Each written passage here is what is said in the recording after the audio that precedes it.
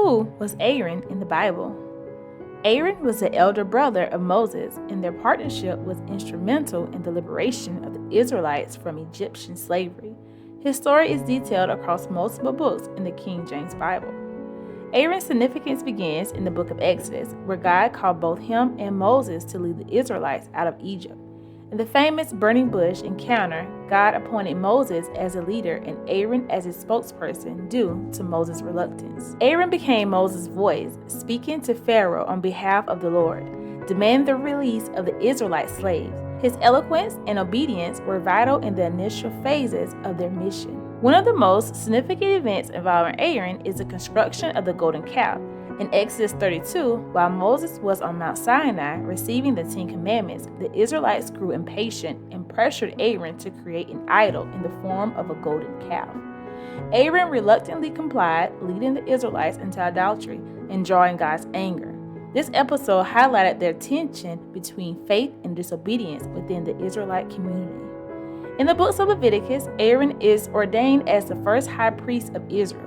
He is consecrated along with his sons to perform priestly duties, involving offering sacrifices and rituals on behalf of the people. The Bible describes the elaborate rituals and ceremonies that Aaron and his descendants were responsible for, emphasizing their role as mediators between God and the Israelites. Aaron's role as a high priest was further defined in the book of Numbers. It was during this time that God confirmed that Aaron's position by causing his staff to miraculously blossom, thus validating his authority among the tribe.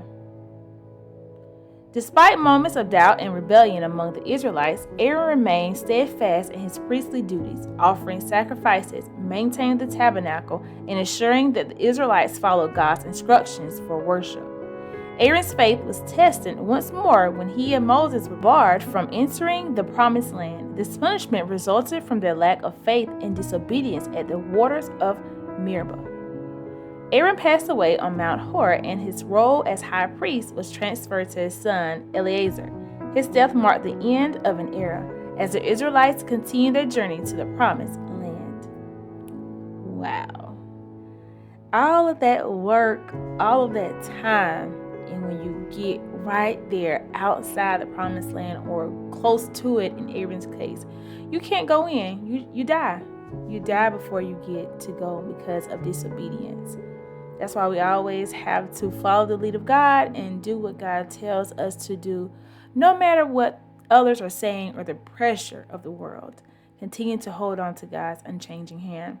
Thank you guys so much for listening. Subscribe, like, leave me a comment down below what you think of Aaron, if there's anything else that you know of him. And I'll catch you guys in the next one. Be blessed.